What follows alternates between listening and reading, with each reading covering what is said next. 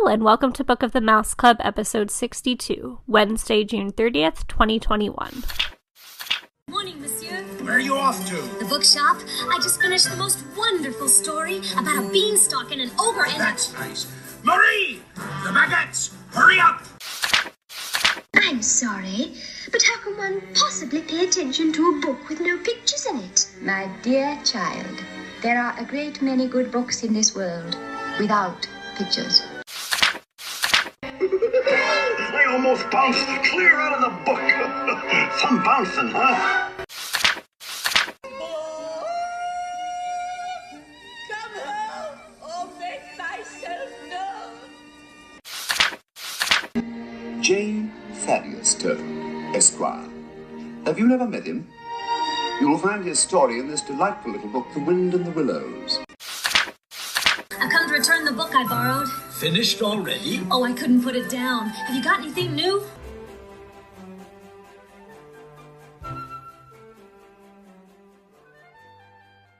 Welcome back. I'm your host, Courtney, and I am joined, as always, by the Madame Leota to my Hatbox Ghost, my lovely co-host, Emily. The happy haunts have received our sympathetic vibrations, and this summer series is beginning to materialize. There's no turning back now. We are in for another summer series. This has become an annual tradition for us on the podcast to celebrate summer reading with a couple of themed episodes around a special topic.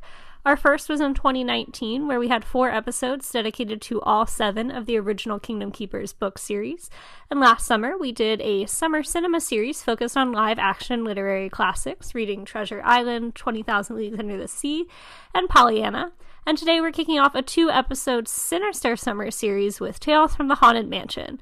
There's 4 volumes in this official set from Disney, and we're dedicating this episode and next month's episode to them.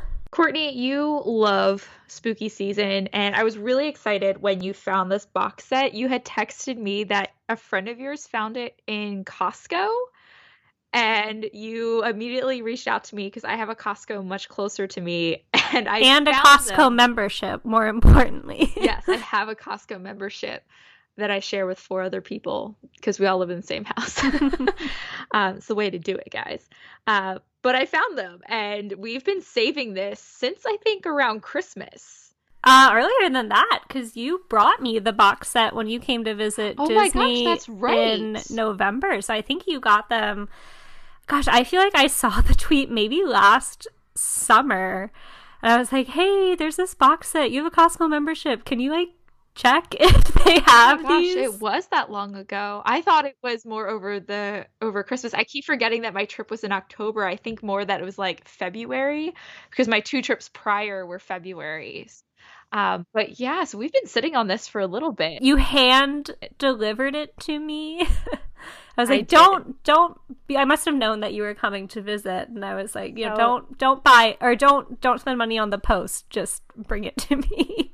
Yes, guys, I have a Costco membership, but only Courtney gets door-to-door service. Thank you.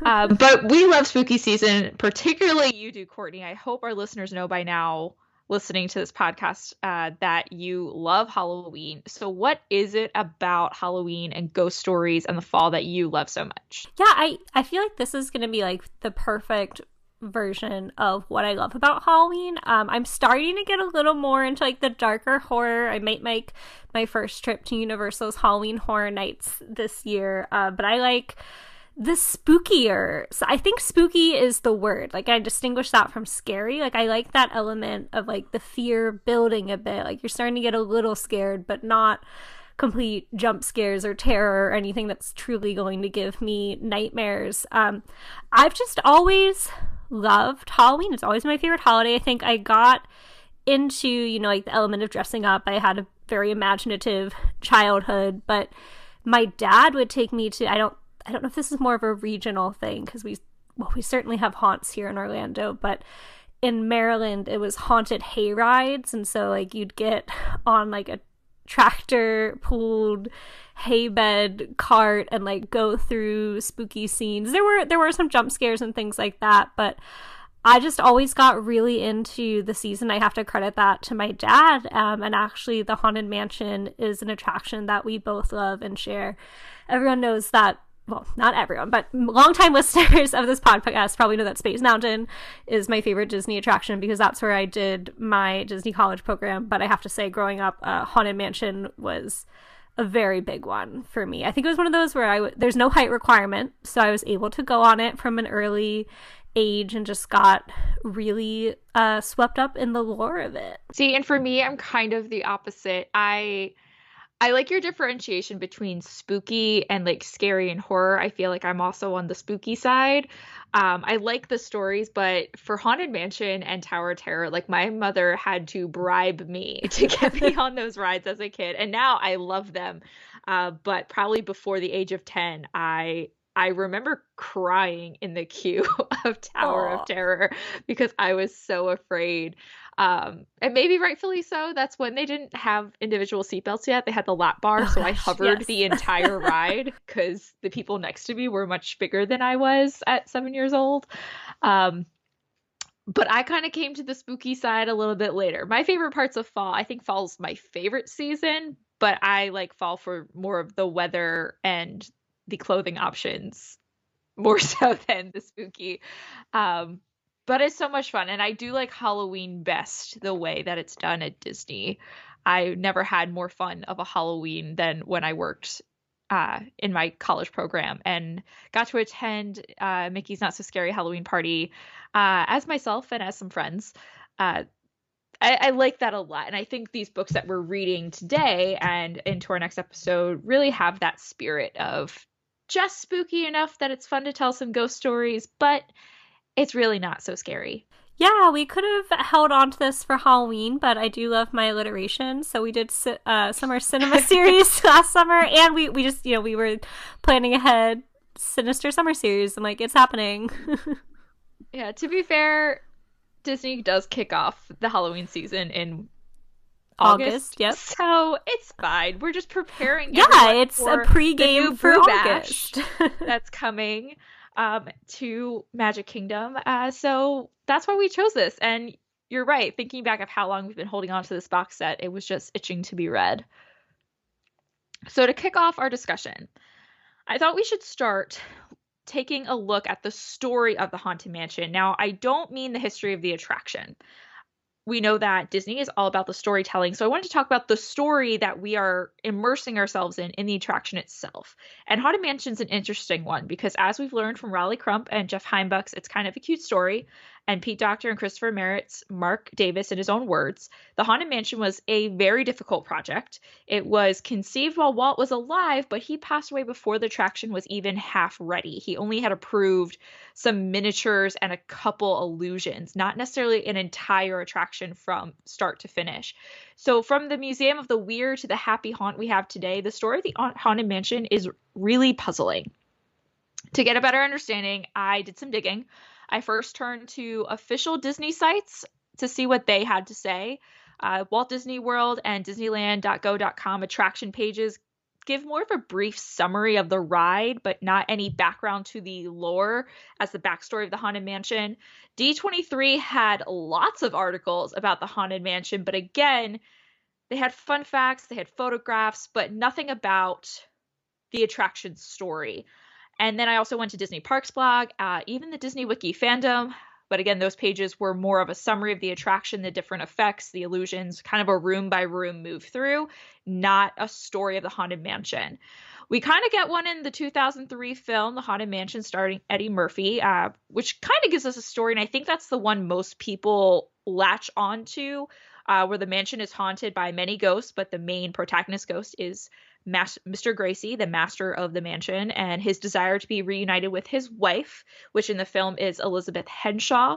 But we get that in the form of Mr. Gracie and Constance. And they're kind of the two ghosts that we have names for. So they stick out the most, I think, to fans. And maybe the film helped with that, because now we even have the ring that's embedded in the sidewalk in the queue, really playing up the ghost bride. But again, it's not a full story, and it's so interesting to me. So we understand that Master Gracie, or Mr. Gracie, is the master of the mansion. I'm sorry? It is Master. Oh, Master Gracie is the owner of the mansion, and we see Constance in the attic. We get Madame Leota in there but there are so many grim grinning ghosts in between. So from my very short internet research, listeners, if you have more info, please send it to us before our next episode. That all this prior reading confirms what we've learned from studying Raleigh Crump's career and Mark Davis' career, that there really isn't a coherent backstory to the Haunted Mansion like there is for Big Thunder Mountain or Chester and Hester's Dino Land USA, where those have more of a rooted backstory and a theme within the story. Which again is interesting since Disney attractions are known for their story, but Haunted Mansion has still that level of immersion, and I think it's more about the overall atmosphere than the story itself. We still get immersion. But Courtney, when you go on the attraction, do you see a story? Do you have a coherent storyline plot that you go through in this attraction? I see the story as we're in the story ourselves, but you're right. I'm thinking of another spooky one that you made a reference to earlier, Tower of Terror. There's very much a pre-show to that's explicitly like, this happened, Hollywood 1939, here's the 5 people, you're gonna see these people again in the ride, and like, yes, we get an incredible pre-show with the stretching room and the Haunted Mansion, but you're not gonna see necessarily those stretching room portrait characters again. There are names associated with some of them, but it's not anything clear. I don't know if that's more like from Imagineering files, but as opposed to your original question, what do I think of as the story? I think I always just took it at face value that we have stumbled upon this old mansion. We're very much our human selves, and we've entered this retirement home for ghosts, and so we're making our way through the mansion and seeing these little vignettes that unfold for us and whichever happy haunts materialize. And I think that's how Walt described it, right? In the times he did talk about on collecting ghosts on from television. around the world. That before it was open, they had the facade, even though the attraction had not been open yet in Disneyland. And he talked about that this is our retirement home for ghosts. So I like that you use that wording. And I don't think he had a vision for a complete story either. No, I see like Pirates. I mean, certainly with Pirates of the Caribbean, now that they made a movie, like Captain Jack Sparrow, is present throughout the attraction. But let's talk about Pirates pre-Captain Jack Sparrow. It was just pirate scenes. Like, yeah, you're in the past, and then you're in the past the whole time because you're in a part where the pirates are long dead, and then you head to a space where they're alive. But it's just funny, comical pirate visual gags with animatronics. So I think it's similar. It's more similar to Pirates in that regard than anything like Tower of Terror that has like a very clear backstory to it. But it's interesting that there were these considered backstories. In other texts that I've read, like it was going to be maybe a sea captain had the house, and there really was going to be more of a through line, but they did opt, I think, more for these gags. Part of that is some of the conflict between Mark Davis and Claude Coates and their visions for the mansion, but I'm ultimately happy with what we got. It's interesting that they leaned so heavily into Master Gracie for the film, because that became more of like a fan written narrative. It's just that there were these gravestones in the graveyard of the queue that are nods to the Imagineers that worked on it, and so Master Gracie is just a nod to Yale Gracie. Mark Davis wrote little funny poems to go on the tombstones, and people are like, oh, he must be the master of the house. And now that's, I think, become very much an accepted lore that Disney clearly leaned into with the film. I liked your comparison to Pirates, and I think this obsession with story from the Haunted Mansion, maybe, like you said, after we had the film in 2003, we kind of became like, oh, there isn't like a story. Granted, people may have been talking about it before then, but I know that's when it came more on my radar, that there wasn't a set story. But like you said with Pirates, thinking back to maybe some of those earlier Disney attractions, the stories were there, like you are being immersed, but it wasn't quite as detailed, I think, as the backstories for attractions are now.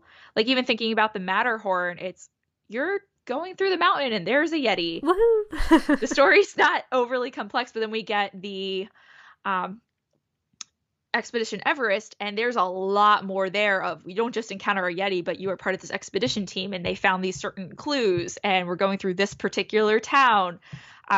So maybe it really isn't that weird and doesn't seem to be something that Walt was overly concerned about. There was enough immersion just within the scenery and the atmosphere that this idea of story for the Haunted Mansion worked, and it still does. Absolutely. Well, we do get some stories with our Tales from the Haunted Mansion that we're going through today. So the Tales from the Haunted Mansion has 4 volumes currently. Who knows, maybe we'll get more. But these are credited to the mansion's librarian, Amicus Arcane, but just transcribed is how they describe it, by John Esposito and illustrated by Kelly Jones, and this is published by Disney Press. The first volume, which we will discuss today, was released in 2016, with each subsequent volume in the Attractions Anthology released every year until the final installment in 2019, and then the box set was released in 2020, so I didn't realize that when we got, well, when you so graciously got it from Costco in 2020, that it was something brand new. I thought it was something that maybe just, showed up at Costco as an overstock or something, but it seemed to be exclusive in that regard. Would you care to share a little more about our ghost librarian and transcriber? Sure. So like every librarian or author, Amicus Arcane gave us a little bit of a bio. So in the back of the book, it says, little is known about the dearly departed Amicus Arcane, save for his love of books. As the mansion librarian, both in this life and in the afterlife, Amicus has delighted in all forms of written word. However, this librarian's favorite tales are those of terror and suspense. After all, there's nothing better to ease a restless spirit than a frightfully good ghost story. And then our transcriber, though, who has helped record Amicus Arcane's stories, John Esposito. When John Esposito met Amicus Arcane on a midnight stroll through New Orleans Square, he was so haunted by the librarian's tales that he decided to try and inscribe them for posterity. John has worked in both film and television on projects such as Stephen King's Graveyard Shift, R.L. Stein's The Haunting Hour, Teen Titans, and the Walking Dead web series, for which he won consecutive Writers Guild awards. He lives in New York City with his wife and children and still visits with Amicus from time to time. I thought that was a cute way to describe that, and I noticed on Goodreads, since I know you and I like to log our personal and podcast reading journeys on that website, Amicus Arcane is listed as the author. He is. I was surprised by that. I was too, but that's very cool. All right, so let's start talking about these books. So for this episode, we did the first 2 volumes, Volume 1, The Fearsome Foursome, and then Volume 2, Midnight at Madame Leota's. So like any good book, let's start at the beginning. Let's start with Volume 1, The Fearsome Foursome. So Courtney, overall impression? I liked this. It was a bit darker than I expected it to be. It's very much, I would say, of the Goosebumps variety, probably targeting a similar age group with our 4 main non-ghost characters. We have Tim, Willa, Noah, and Steve. They are our fearsome foursome, a group of friends who all go to the same school and like to tell scary stories. They are, I believe, all 12 years old or around there. So I saw that as the target age group for this, but I enjoyed reading along with it. But it took me back to my own reading journeys of that age, reading things like Scary Stories to Tell in the Dark, those volumes, and Goosebumps as well. Right, like they're scary enough. I think you're right. The word is spooky. I was surprised, this does not shy away from themes of death at all. After all, we're talking about ghosts. But similar, it brought me back to middle school times and stories I used to read. Or do you remember like in your English classes when you would be said, you're going to write a story, and usually in October they say, try writing a ghost story. Like I was immediately brought back to I believe it was my 7th grade language arts class with Mrs. Leff or Mrs. Roberts. And we were asked to write a ghost story. And with my group, we wrote a ghost story about a group of girls who end up in a haunted house. And I was like, oh, this is so similar. But it brought me back to that. And you're right, that was the age group I got as well. Yeah, it was fun. It's a lot of short stories, which I wasn't quite expecting. I thought it would be more of a story like from start to finish, where it is a series of like short stories loosely strung together with an overarching plot. But it was interesting, and I kind of liked that. I thought it would be fun for that middle school audience. You like or younger audience thinking back to how I was as a reader in middle school, like you said, stories to read in the dark, and I liked those. Yeah, I related a lot to the Fearsome Foursome. It actually made me think of a very specific memory from 5th grade, so a little younger than our main characters. But I got the sense from the book that, you know, these are 4 kids who share a lot in common, but maybe they don't all hang out together at school. It's like this group is kind of more on the down low. Like Steve is the really popular one. Willa's the only girl. She has her own group of like girlfriends at school. So maybe they're not sitting together at lunch, but they come together. And I don't know, it's like one day in 5th grade that me and these other 2 girls who I wouldn't say, not that like we weren't friends, but they weren't my close group of friends.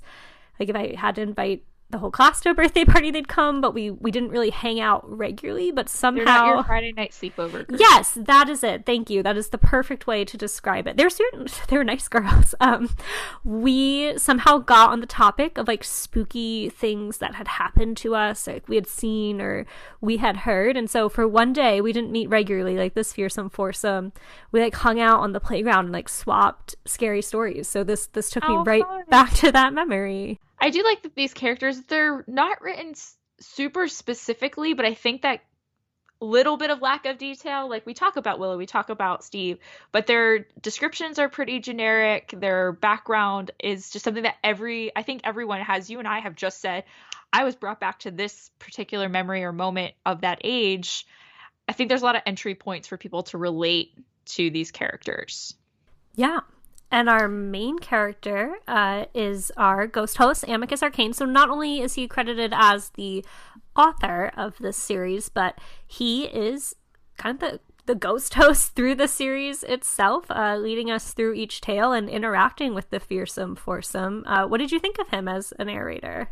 I thought it was great that we now have a name for him. And I think now forever when I ride the Haunted Mansion, I will think of, this is your ghost host, and be like, Amicus Arcane. I don't know that he's supposed to be that ghost host, though. Do you think he is? To me, it sounded like that, or at least in my head, because legitimately reading this book, every time it was him speaking, I had the ghost host voice in my head. Okay. I thought of him as the ghost host.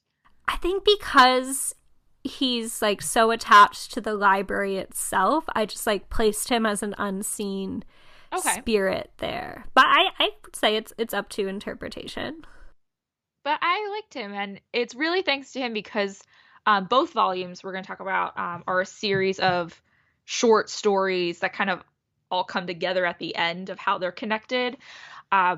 He is our link telling these stories and bringing us from one to the other and introducing us to our characters. So I liked that. I also like, even if you don't envision him as the ghost host, like the ghost host, the fact that the Haunted Mansion is known for having a narrator. I think it's one of the few rides where there is actual narration. Yeah, there's not on Pirates like that. I would think Jungle Cruise, but your narration is more, it's the skipper. It's not, and that's not going to be consistent because other narration. Each skipper kind of, there's like a loose script, but you get to play around with the jokes. Yeah, and no, it's not coming from another space. Rest in peace. Great movie ride. That's the only other one I can think of right now that had a type of narrator from the TCM version. But that's where I went, and I liked that we're going to talk about all the references, but they really play into what do people already know about the Haunted Mansion, and you can immediately get a sense of this guy because this is supposed to emulate the attraction. So I really like that. They're like, here's your narrator, here he is. We know there's lots of references throughout the book, the things he says. Like he says, oh, only first editions, ghostwriters. And you're immediately brought to the attraction. So I thought he was a good personification of the Haunted Mansion. Even if you're reading these books like we are, apart from the age group, if you love the attraction, you're going to like reading this a lot. Yeah, I don't think the age thing is too much of a barrier for any super fans of the attraction. What I liked as a reader was that not only was he sort of the narrator to our Fearsome Foursome, but he had asides in the text as well, where the font was different and bolded, so you'd be reading, but then Amicus addresses you as the reader directly. I want to say it was like the chiller font. It's that creepy looking font in Microsoft Word or something very similar to it, when it was like, okay, this old school word art. Yes, this is speaking to the reader directly, sometimes as a quippy joke in regards to something that would said, and then sometimes as a warning for future haunts. But I thought that was fun. I kind of like that his voice came into the stories, because it makes it sound like someone is telling you a story. Someone is reading it to you, because you will make asides. You will break from what you're reading for a second to acknowledge something. So it really made it sound like reading this by yourself, that someone was reading a story to you, which I thought was pretty cool. Yeah, I felt that continued the tradition of what I feel like a lot of spooky things have their basis in lore or urban legends. So that felt natural to me, as that would be how I'd be telling this story to those other girls on the playground, maybe pausing, adding some additional detail. So let's talk about these stories. So the Fearsome Foursome, as you can imagine, we get 4 stories, one for each character.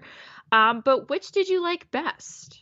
Spoiler alert, guys. Yes. Here we go. So we have 4. They're titled Lonigan's Glove, which was Tim's story, Witchbone, which was Willa's, Sea Creatures, which is Noah's, and then The Dare, which is Steve's. And I personally liked Lonigan's Glove the best. Do we have the same one, Emily? We don't. Oh, okay, cool. All right, I'll go into Lonigan's. I'm proud of us, Courtney. Good job.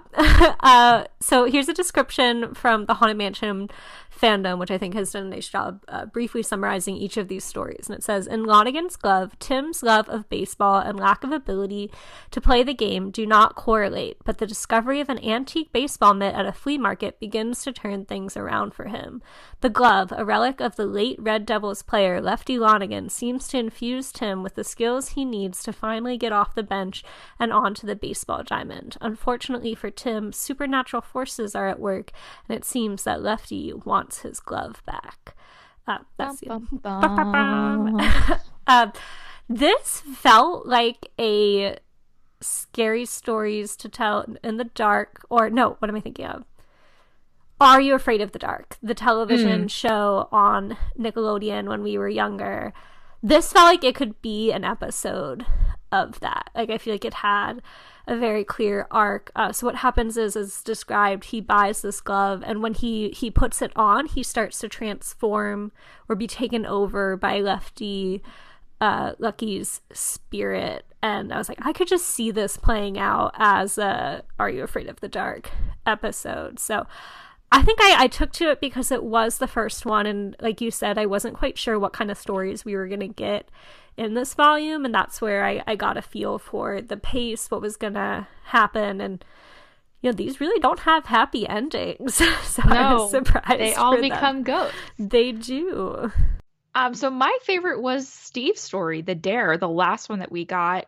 He kind of teases Steve Amicus a little bit throughout the book, where they finally catch on that Amicus is going to have a story about each of them. And the idea is, these are stories that they haven't even told each other. This is kind of like their deepest, darkest secrets, that they're like, if I tell this, like, they believe in spooky, but like, do you actually believe in spooky?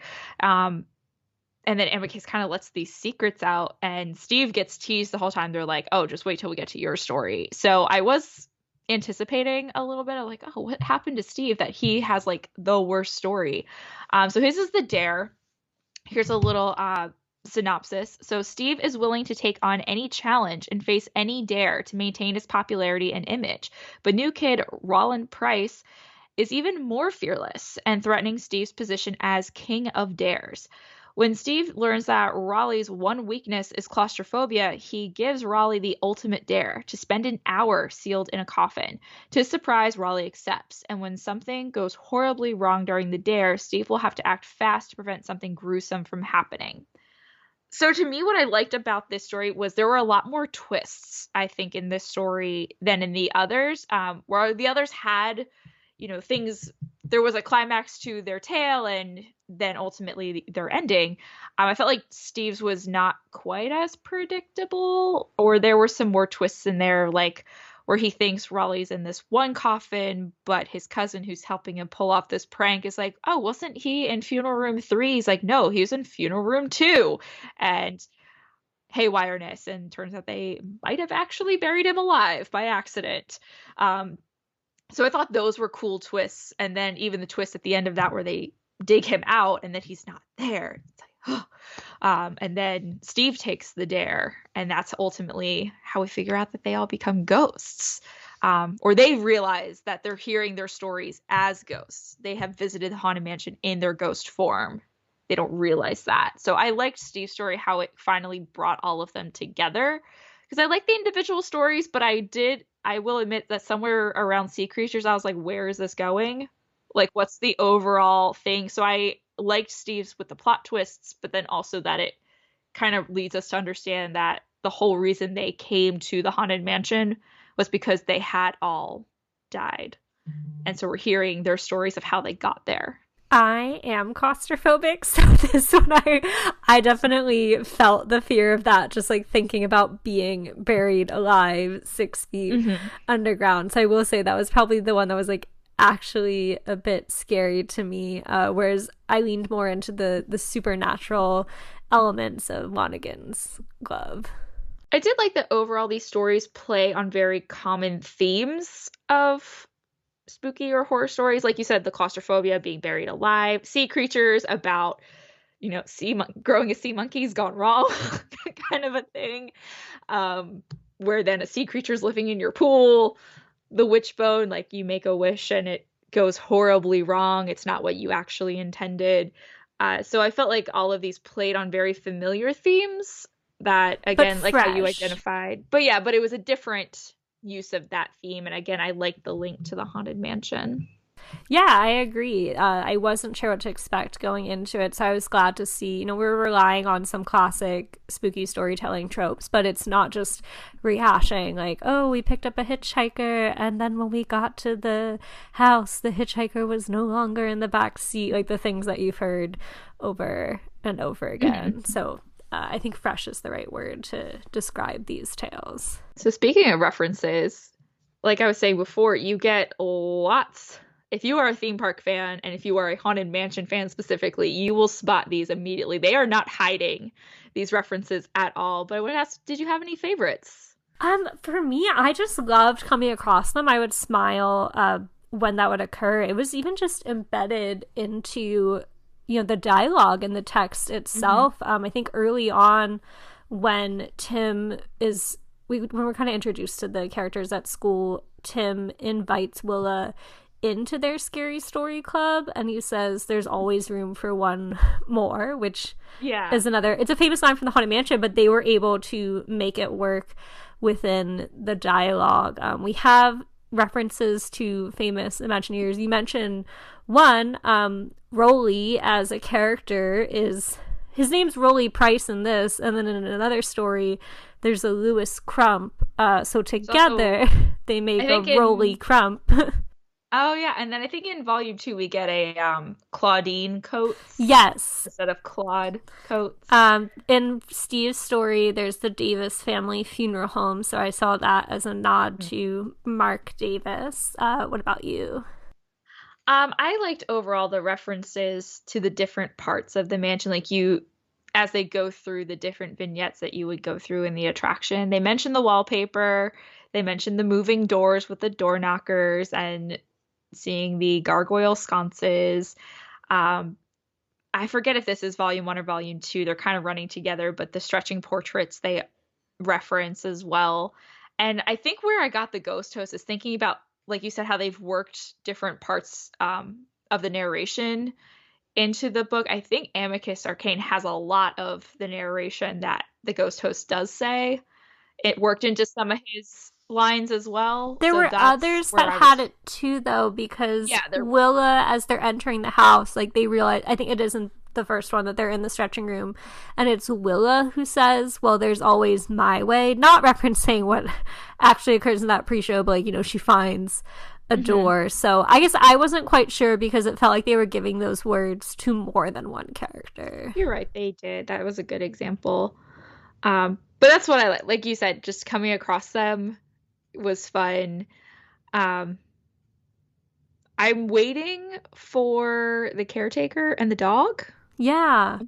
I'm jumping ahead here. I'm hoping we'll get some of those other references more so in the graveyard later. We've gotten more stuff that's in the mansion. Volume 2, we get the my favorite scene in the whole mansion, which is the dining room scene with the birthday party and the dancing with Pepper's ghost illusion. There's the Constance, the bride, in the yes. attic. Like, she just straight up says a few of her lines that she recites for guests. Like, that was funny. In sickness 2. And in wealth. Like, I feel like she said at least 3 of them. I do. I did. But I like how Amicus Arcane, he's just like, I told you not to go up there. I warned you. Not that he loves all his happy haunts, but he was like, you might not want to go in the attic. Yeah. Because it was a young man visiting the haunted mansion. He's like, you might not want to go there. So I did like, and this is where I think why I wanted to start this episode talking about story is because the overall mansion lacks a full start to finish timeline type story as you ride through the attraction. I thought it was really cool how they're giving us a story that fits into all of it. Since we're talking about the stories of the ghosts who live there, it's very likely that they are in the ballroom, that they are in the library, that they are hanging out in the graveyard, having a swinging wake. Like, it fits so easily that it kind of works, creating this, what they called it, an anthology, that the Haunted Mansion didn't have a very clear-cut story, because now they're able to create this whole world, almost another extension of the Haunted Mansion. Question for you, though. This might be hard for you to answer, though. I just realized this isn't in our list, but I wanted to ask you, which mansion do you think it's supposed to be? Oh my gosh, I thought about that too. I at first thought it was New Orleans Square. Yeah. Because when Fierce and Forsen, they walk up, they're like, it doesn't look... their description of seeing the house, I thought of New Orleans Square. Right, and as you directly read, John Esposito's bio mentions New Orleans Square. But go ahead, I don't know if you picked up on the same thing that I did. Is it Madame Leota's where they talk about seeing the chess pieces? Which that is... Yes, it was. I don't know if it might have been that text, but I definitely picked up when it said, oh, the mansion looked strange and had chess pieces on top. And I was like, that's Walt Disney World. Liberty Square Haunted Mansion all the way. I don't know that they were intended to be chess pieces. That's kind of a urban legend, but like, I'm like, they picked up on that. They said Maybe it's a hybrid.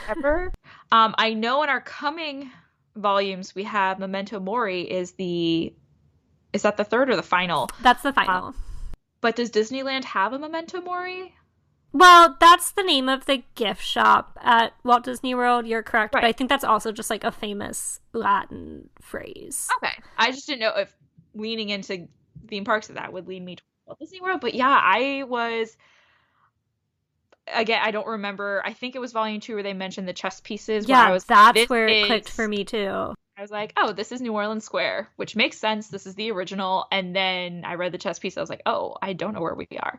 But they're all in the same graveyard. It's not a different Haunted Mansion. We've got the same librarian, and this is Eternal Grace, wink, wink, yeah, Gracie, Cemetery. So they're all connected. All the volumes, all these stories, they're all in the same town, I guess. And they all enter...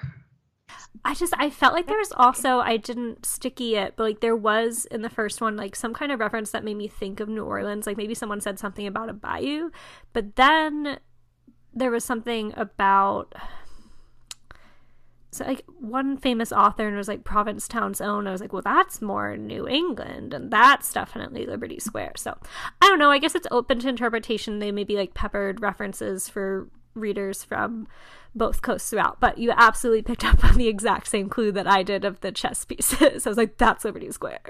This could be one of our closing questions, I think, next episode, is by the time we've read this entire book, or this entire box set, where do we think?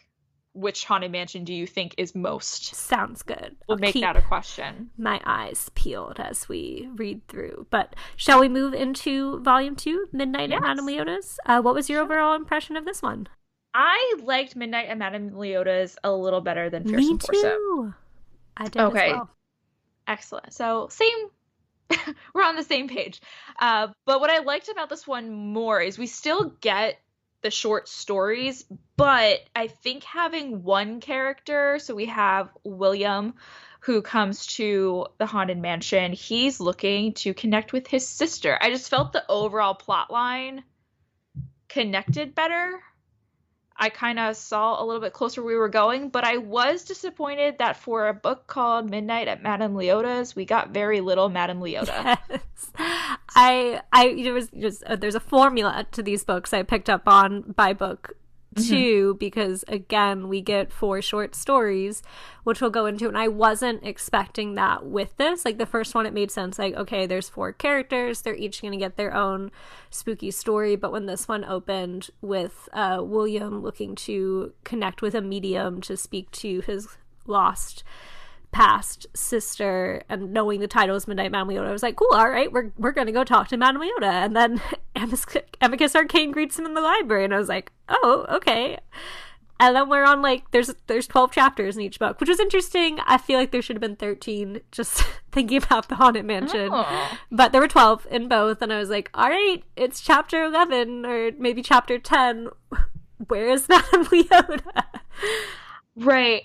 And it's kind of weird that I'm saying this, that I liked Volume 2 better, but I'm also disappointed in some things. But things I think I liked, again, that through line, but I also liked the short stories better. I did too. I liked us being classic movie fans, the Haunted Movie Palace, and the connection. It also screamed Twilight Zone a little bit to me, of like, this movie palace is a place for, stars of the silver screen, once they've passed, to continue to share their gifts. I liked that a lot. Over at the spooky carnival, like, that was legitimately creepy. So I liked the short stories better, even though they were a little bit harder to connect. Like, why, other than that William was, as he's trying to find Madame Leota in the mansion, he keeps meeting these ghosts, so he learns how they got there. Yeah, I think maybe because William is an older character. I believe he's supposed to be, like, in his early 20s, right? Mm-hmm. That's what I picked up on. Maybe we've related that to that more as adult readers, but it's interesting because that seems to be the general consensus. I don't know about you, but when I finish a book on Goodreads, I like to just read through the reviews to see what other people thought of it. Maybe that's why we have a podcast, so that we could just do that ourselves. But I found that to be a lot of the comments on Volume 2 specifically were like, I really liked this one better than Volume 1. I think people felt that it was a bit more mature. And that's not to say, like, we didn't enjoy Volume 1, but we did say it took us back to being kids, but, like, definitely some darker themes in the stories here. Yeah. But I was hoping again for more Madame Leota. We kind of already touched on this, but like Volume 1, there's short stories. Are we in agreement that the Haunted Movie Palace was our favorite short story? No, we are different. So what was yours? Mine was the Spooky Carnival one. So the description here is, "And remain seated, please," set in 1965. Best friends Jane and Connie travel to the local pier to see a traveling carnival. The pair could not be more inseparable, but Connie bears a strong and secret jealousy for Jane and the perceived beauty everyone seems to give her, and she has some sinister plans for her friend.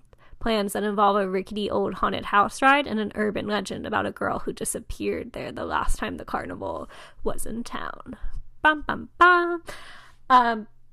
I admit, as I was going through it first, it took me a moment to adjust to this one. This, again, is the first story in the 4 that we get here. But having read these back to back, with Volume 1 being about the people in Volume 1, the foursome, I was a little confused at first because William is coming to visit or get in connection with a medium to talk to his dead sister, and Amicus is kind of like, yes, like, you'll connect soon enough, so all will be revealed type thing. So he starts telling the story, and I'm like, wait, like, are Jane and Connie one of his sisters? Because we don't know the sister's name. So I was like, is this related to William at all? And I was like, oh no, wait, it's just a spooky story. But I liked that one. I liked the idea of a creepy carnival. I felt that was a fun, unique setting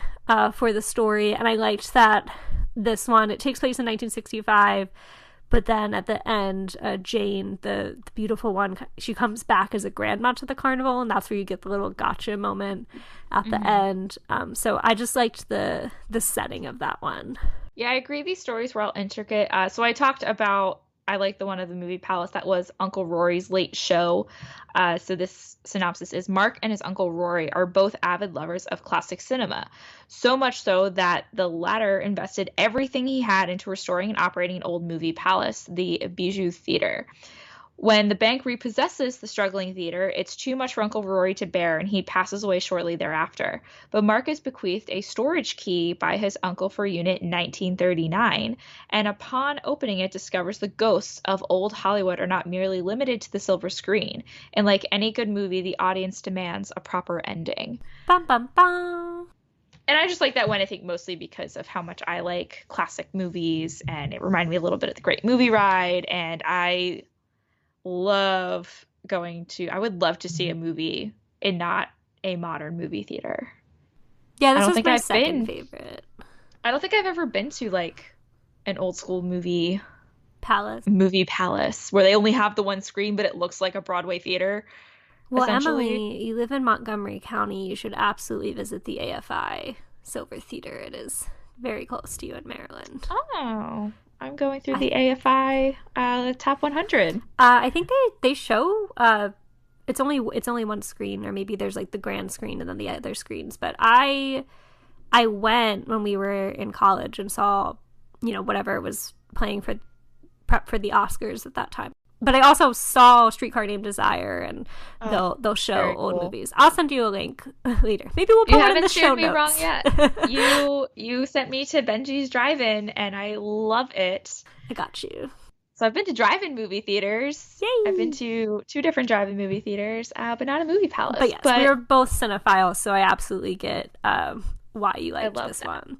I also just, in contrast, the other 2 stories, Blood Relatives was about a vampire, and I did think it was cool that it was specifically referencing one of the paintings in the Haunted Mansion where the eyes follow you, and the vampire that's pictured there. But I don't know, I'm just not a vampire person. Okay. It wasn't my cup of tea. A little predictable. Yeah. But I did like that Ernie Looper dives into his family history and discovers that his family is a family of vampires by doing, like, at school, their Heritage Week. And I 100% had one of those in elementary school. We called it... Did you have vampires in your family? No, I did not. But we did a World Foods Fair every year in 5th grade. And you would pick a country and you would make food. And there would just be a huge food fair for the 5th grade class. Representing different countries and cultures. So that reminded me of that. So I enjoyed reading that story for his interactions with his classmates because it reminded me of that. The roaches one was dark. That was the final story where the girl is basically like eaten alive by roaches. It's like I was like, Pollyanna gone wrong. Very dark. This girl goes to live with her aunt as an orphan in this beautiful Victorian house. I was like, this is Pollyanna meets Gilmore Girls in a horror story. Because the house is also a bed and breakfast that they're trying to bring back or, open for the season. So I'm like, oh, we've got Lorelai, but she's a mean aunt to like the Pollyanna, but Pollyanna dies, or the Pollyanna in this. So Camille dies, eaten alive by roaches. I was like, that got real dark real quick. It's just not cool. But I felt that one was a little bit rushed. Yeah, because then we do get additional, like, that wasn't the closing piece, because like you said, William, the character that we're following, goes on to explore the attic and then find Madame Leota, and he ends in the the maze of endless staircases, which is another scene that's exclusive to the Liberty Square Haunted Mansion. They don't have that in Disneyland. We should be keeping a scoreboard of Yes. references to let's each. do it. But speaking of the ending, this is, I think, what made Volume 2 my favorite book. 100% agree. Out of the two we've read so far. When we connect, again, guys, spoiler, that Billy is Willa's sister from the Fearsome Foursome in Volume 1. So kind of going back a little bit to Willa's story, she's attacked by her killer hamster. Guinea pig. Guinea pig. I'm sorry. I'm It's trying to okay. go back to the synopsis. So I'm glad we didn't talk about her story yet, because now we can make that Yeah, connection go ahead and here. read her synopsis if you'd like. So she was the Witchbone. And so Willa is having an awful day following the passing of her beloved guinea pig, Chubbs. To get her mind off the morning's burial, she invites a few friends to a sleep out in a tent in her backyard, where one of them brings along a witchbone, said to grant the wish of whoever breaks it. Willa succeeds, making a wish based on the day's earlier tragedy, but one must always be careful what they wish for. So again, spoilers, all of her dead pets, not just Chubbs, all of the dead pets come back out of the garden and attack her, and no one believes that she was attacked because they're like, you're just making scary stories, Willa, that's what you do, when she sees them the first time. But then after she passes, Billy is really distraught by not connecting with his sister while they were kids and blaming her about the pets and whatnot. So when he references the charm bracelet from the first one, I was like, whoa, we have a connection here. This isn't just individual volumes where we're just going to get some stories. Like, the first two volumes are connected, and now I'm hoping 3 and 4 pose a connection as well. Yeah, I was not expecting that at all because I don't know, I'd like to go back to volume 1, but I took it to be that it took place in our current time period. Like, maybe were there references to current technology? Like, there was nothing to make you think that it was something that was in the past. Like an iPhone. Yeah, in the okay. books. So I was like, that takes place now. I'm just gonna assume that volume 2 takes place now, because in it we learned that William, as we said, is in his 20s and his sister passed away at a young age, and now he's spent, like, what did they say, like, the past 8 years without her. So I just didn't think we were gonna, like, jump that far into the future. I will admit it did cross my mind about halfway through, because I kind of picked up that they were intentionally not telling us the sister's name. Like, he just references his sister, he goes to a medium at the beginning, but, like, we never really hear who the sister is. And that's why, as I referenced earlier, when we first get the story about Connie and Jane, I was like, is this about his sister? No, this is definitely in the past. There's nothing here that's connecting for me. So I was like, what if he's Willa's brother? And I was like, no, that's not You called it. But You I called did. So I don't know what made me think of it. I think it was just the absence of the name, like the fact that seemed to be shrouded in mystery. That I kind of forgot about that because I read this over a few days. Like, I kind of did, like, each story each day, and then I was like, wait, oh my gosh, it is her brother. I liked that. Yeah, and the Madame Leota scene is straight out of the Haunted Mansion. She just recites her whole incantation. Recites the incantation. Bring us the spirits from your tambourine. All of the musical instruments are playing. But again, I wish we got more of Madame Leota.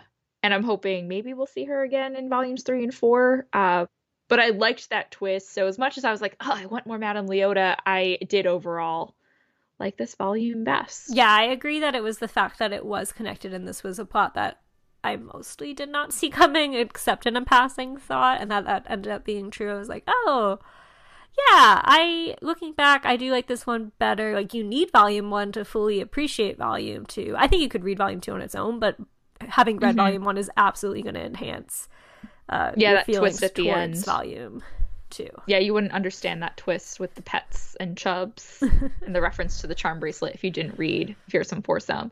But I like that they also, like, Willa was kind of out of nowhere because her story was good, but it wasn't like the highlight. So I think it was cool that they also reached for the one that was in the middle of the book, because it could have very easily been Steve's brother or something, like the big boom end at the end of volume 1. So I like that it was like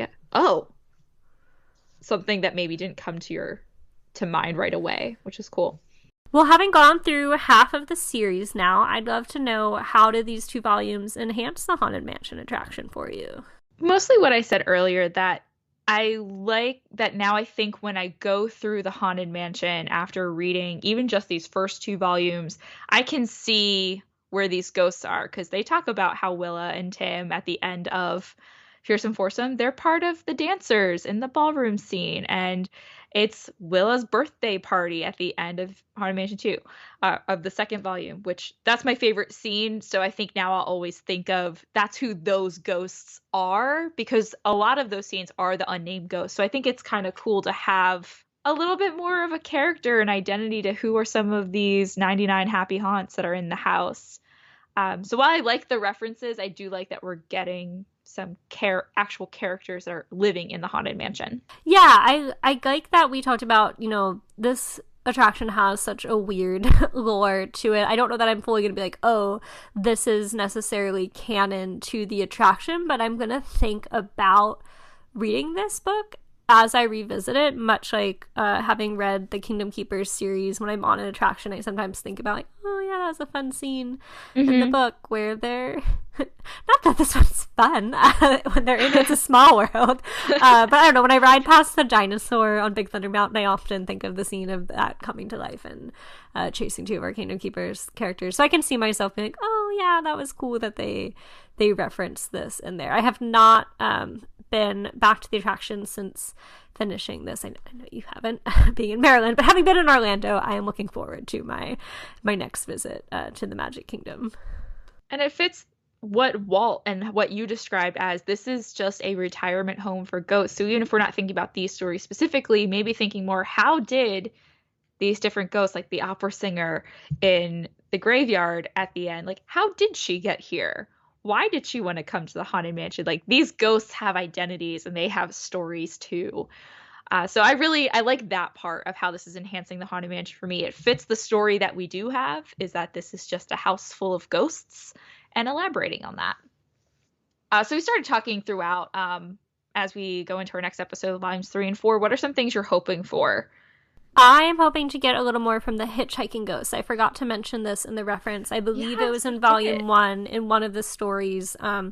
Someone's driving, sees 3 hitchhikers on the side of the road, but it's more of like an aside in like their journey within the story. And and then they disappeared as they passed by. Like, he doesn't pick up the hitchhikers. They're just in passing, like, oh, those are Ezra, Gus, and Phineas, our hitchhiking ghosts. So being that Volume 3 is called Grim Grinning Ghosts, I'm hoping to get a bit more of the graveyard, get outside of the mansion into that cemetery and a lot of the iconic ghosts that you see there. I don't really know what to expect from Memento Mori, so I'm excited to see how this might wrap up. I want to see some more connections between the volumes. Like, I hope that thread continues, that how 1 and 2 are connected. I hope 3 and 4 are connected to either the previous volumes or to each other. I like that in a series, even if it is just a collection of short stories. I like that common thread. I had mentioned before I would like to see the caretaker and the dog, because they're really the only mortals that are at the mansion. So I'm curious to see, like, how would the ghosts I mean, we see these mortals come. William does get to leave. But I think it'd be a fun story to hear about how he walks in on this graveyard party. That could be interesting. I was going to mention the Hatbox Ghost, but that was actually the ending of my favorite story from Volume 2. Uncle Rory is the Hatbox Ghost. So we got to see that iconic ghost. So yeah, the hitchhikers would be really cool. Yeah, I like getting more about the ghosts within the mansion. It seems like, some are things they made up, like Camille is a resident, but we don't necessarily see her in the attraction. So I like the mix of, here, there's 999 happy haunts in the attraction. Certainly there's not that many animatronics. So some of the the ghosts that may not have materialized for us in the attraction. We get a little more made-up backstories. So lots of fun to look forward to in the coming weeks. But in the meantime, what resources do you suggest? I was going to say, here are some things you can materialize in the meantime. So when I was poking around on D23's website trying to find an official story for the Haunted Mansion, I did find a story called A Haunted Mansion Tale, and this is from Ken Anderson. So in the early stages of proposing the attraction, he did write out a story. And so it has his rough story outline as well as concept art, quick sketches, drawings of the different scenes. While this was not the story that was adopted for the Haunted Mansion, as we know there's not actually a through story, but elements were taken. So I have a link here, which I will throw in our show notes, that if you want to check out one actual story that was under consideration from Ken Anderson, an Imagineer, I thought that was really cool. Awesome. I have a scary story for you here. As a child, I had a favorite library book, and then one day it was never returned, and I could never check it out again. That's a true horror story. It's a true horror story. And that book was called Enter If You Dare, Scary Stories from the Haunted Mansion. This was a small paperback. It's about 80 pages.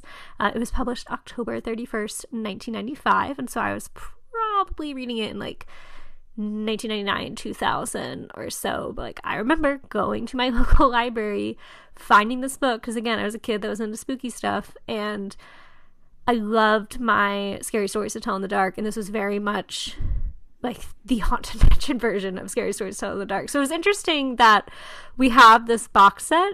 This was kind of similar, except I don't think it was as well fleshed out as what we've read with like having a through line. This was literally just the Haunted Mansion version of Scary Stories to Tell in the Dark, where it's like, here's creepy stories, and it's somehow tied to the Haunted Mansion. I just remember I loved checking it out. I checked it out more than once, and then like one day, using the catalog system, it said like missing from collection, never to be found again. I was like, no, that was my favorite book. I actually bought it for myself 2 years ago. You can find it on Amazon.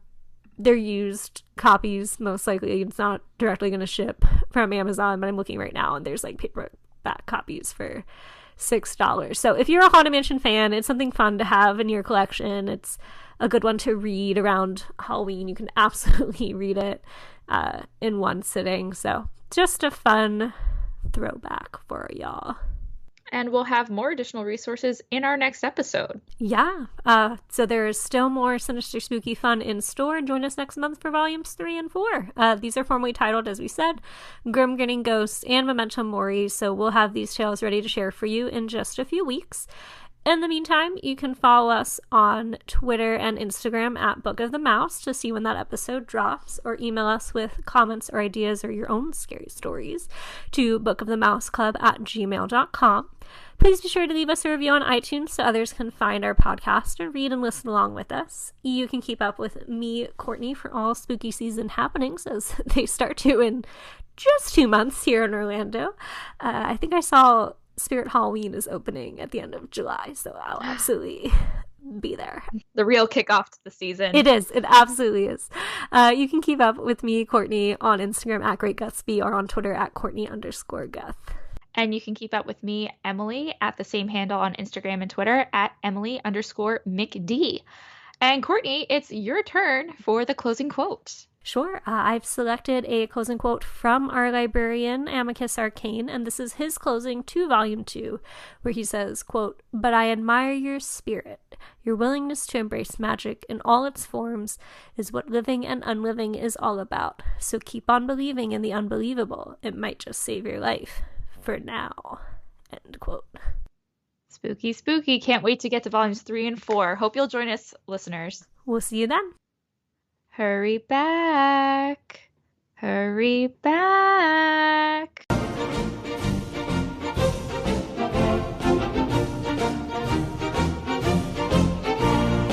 The Mouse Club has no affiliation with the Walt Disney Company. The views and opinions expressed by hosts and participants are theirs and theirs alone. They do not represent the organizations or companies they happen to work for.